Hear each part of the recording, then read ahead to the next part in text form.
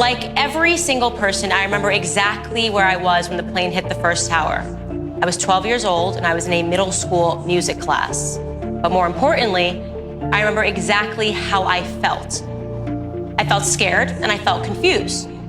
But as the weeks following that day went by, that initial fear and confusion migrated into something else, into an almost sense of security, a real sense of American pride.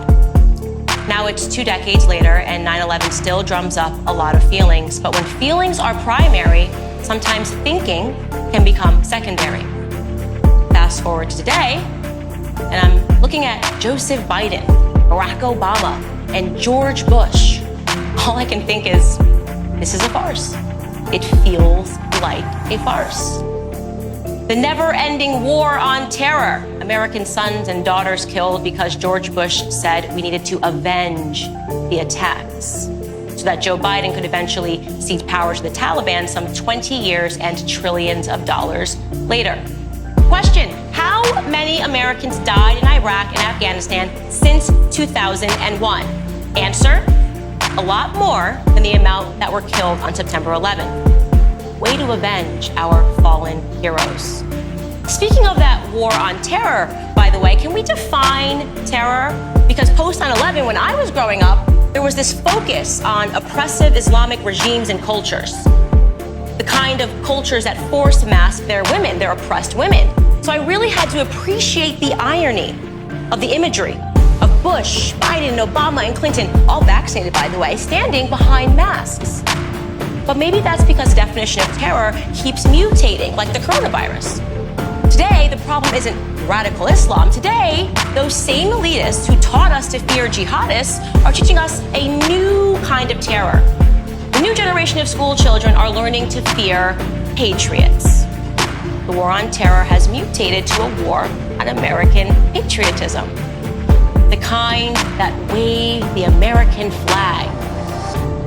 And what an absolute joke it was to see Obama in attendance honoring first responders, the man who single-handedly launched a war on police. Black Lives Matter. America is systemically racist. The police force is systemically racist. Please defund the police. In fact, all of our first responders are on the brink of losing their jobs if they don't abide by the vaccine decree of dictator Biden. Same for our military. Roll up your sleeves or get lost. How is that for some appreciation? When I was 12, I remember feeling like we were all in it together, but here's the truth, we're not. In fact, those words make me cringe a little today. We were told that we were all in it together, but now I think it was always us versus them. Them using a crisis in the media to make us feel while they work to take away our freedoms. The word freedom used to be synonymous with America, but you know what? It's not anymore. Hashtag never forget. Well, look around, because clearly we've forgotten something. Maybe the best way to honor the victims is to simply think. Think deeply about the lessons of that tragic day, about how our country has transformed since and why our country has transformed. It's transformed because we felt. We felt scared, and so we willingly surrendered many of our civil liberties that we may never get back. So yes, let's hashtag never forget the deeper, truer lesson of September 11th. It's a lesson about government. It's a lesson about tyranny. It's a lesson about how when a government wants you to acquiesce to tyranny, they need fear. They need uncertainty. They need a crisis that inspires both. Then they can suspend civil liberties.